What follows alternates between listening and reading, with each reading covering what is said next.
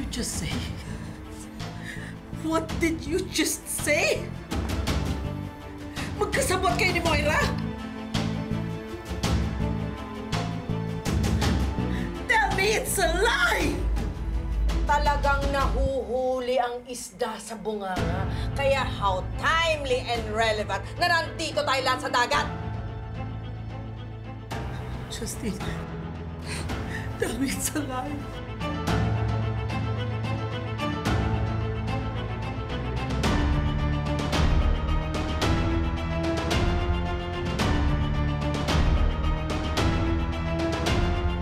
Liars go to hell, Justin.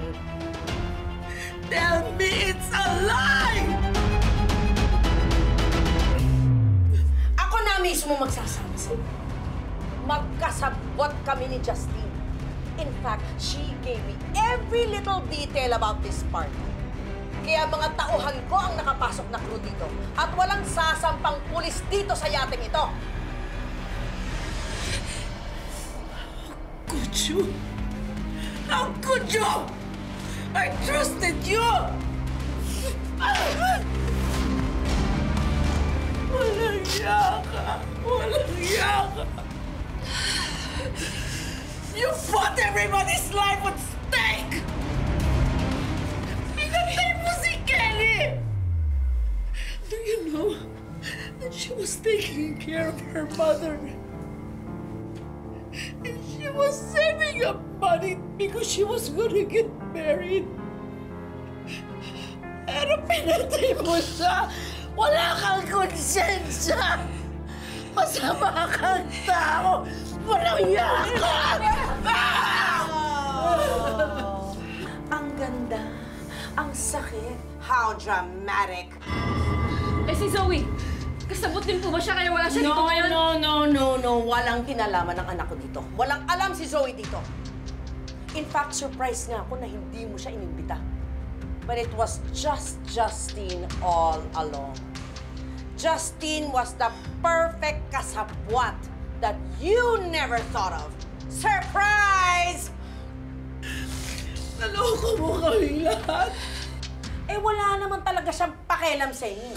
Ang gusto lang niya makagante kay Giselle Tanyag at sa lahat ng mga Tanyag, pati na rin ang mga Chuariwa.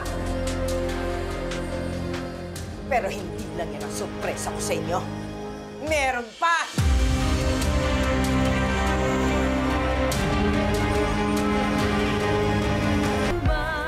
Madam, may problema tayo.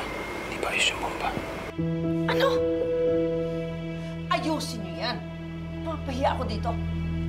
Ang swerte niyo. Made-delay pa yung kamatayan niyo. Sige, mantayin mo yan! Sige, upo kayo. Upo kayo, bilisan niyo! Upo kayo! Upo kayo. Upo! Upo.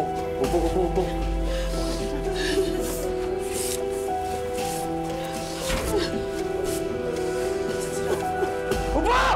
Tagal!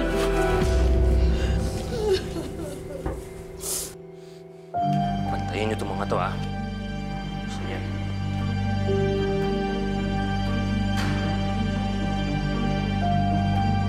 Mommy, don't even call me Mommy. Walang yaka. I trusted you. Pero niloko mo kaming lahat. Kaya palang kinuha mo kay Kelly yung pag-organize ng party. Pagsabot kami mo, Ina.